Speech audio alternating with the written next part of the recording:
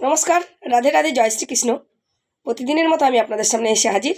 আজকের বিষয়, সাপে কামড়ালে পারে যদি সাপের দাঁত ঢুকে থাকে তাহলে কি করবেন। এবার সাপের দাঁত কি করে বের করবেন, অনেক ক্ষেত্রে ঘটে এই ঘটনাগুলো, জেনে রাখা ভালো সবার।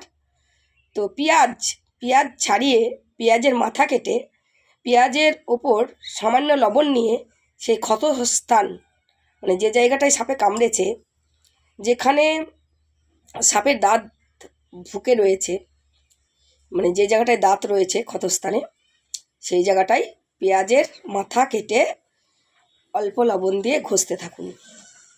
পেঁয়াজের ওই আঠার সংস্পর্শে সাপের দাঁত অটোমেটিক বেরিয়ে আসবে।